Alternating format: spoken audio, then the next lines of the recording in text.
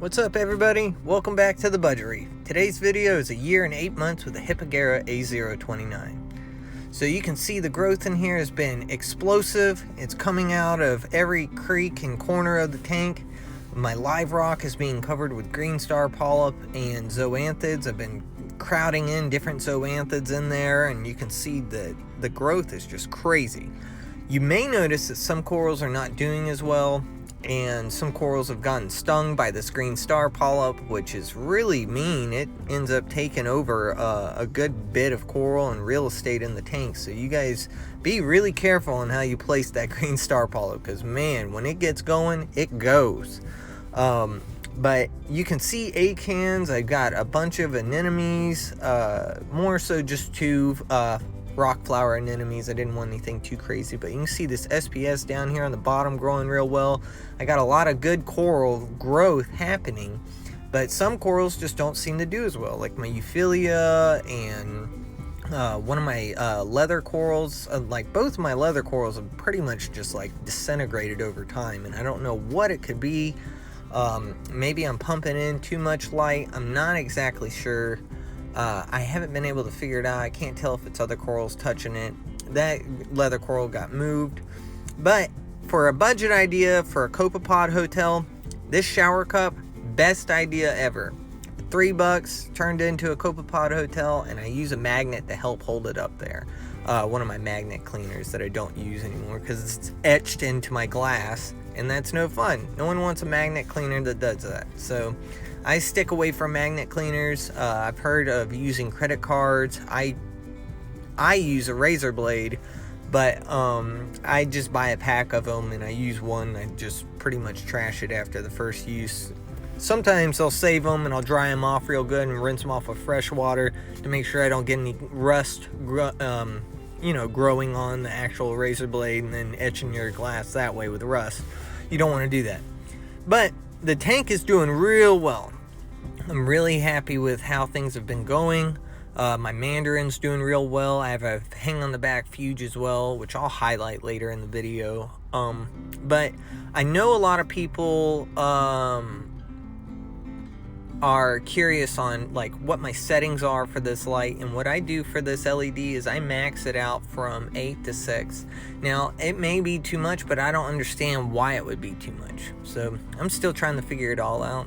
So this little light that I have on top over my fuge, I just recently trimmed all my Chaeto out, and I took off the Hipargero that was back there, and I put on this light. I got it for 15 bucks on Amazon.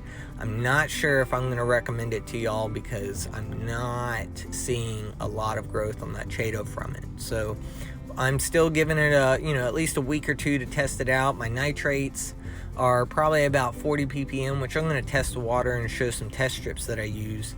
And I really recommend these things. And just at least if you're getting started, you need to test some parts of your water quality, at least when it comes to nitrates, alkalinity, and pH, because those are the things that are going to shift the most. And whenever you have low pH and low alkalinity, you need to dose alkalinity. You need to make sure that you're keeping it right around the 180 ppm mark.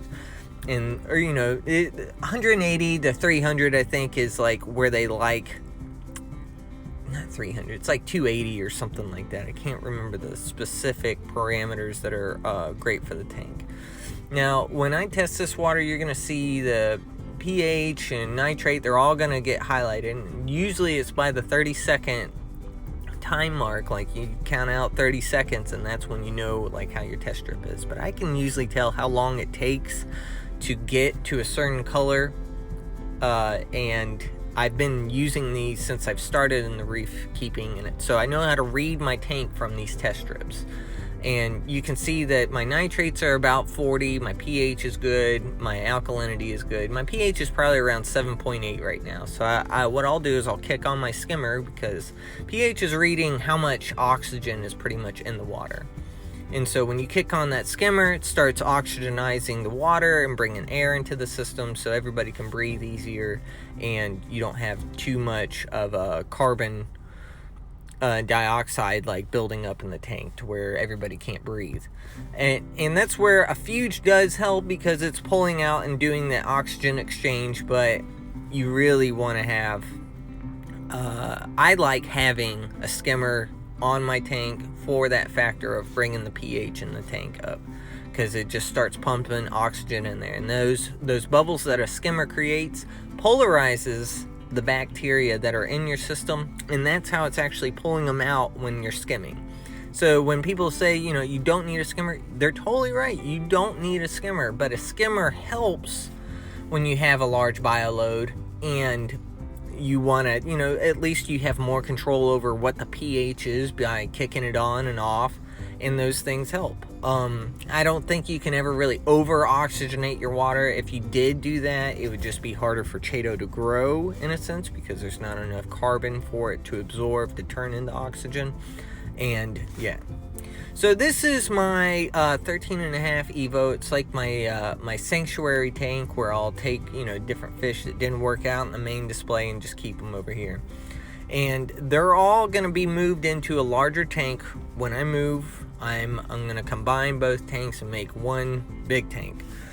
I want to have a sump refugium, and I want to make that like my secondary hangout for quarantining fish or pulling them out of the main swimming area. Now, I know it's not a perfect quarantine, because you obviously, if the fish is infected or has some kind of bacteria, it's going to infect everybody.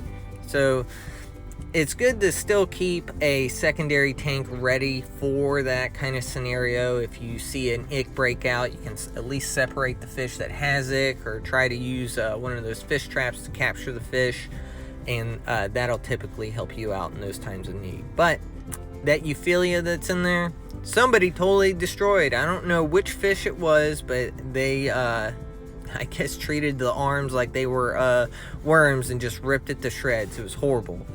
But when you're choosing your bioload, or the fish that are in your system, and you want everybody to get along, you gotta think about where the fish is going to spend the majority of its life. How is it going to perform its duty like it would in nature in your tank? So I really try to choose fish that aren't going to collide together or clash. I want the peaceful guys, but you know, you have clowns, they're usually huge buttholes. And my two clowns they'll chase, you know, certain fish out. That's why that wrasse can't be in here. They will not allow a wrasse to survive in my tank. I thought I could get away with it because I had that yellow chorus wrasse for such a long time, but nope. They turned on that guy and he got destroyed. So it's definitely a process in reef keeping, and knowing what fish are good for one another, because each fish is different. Each fish has got a different mentality, so you better hope you got the right astrological signs coming together for them, because otherwise they'll be going crazy.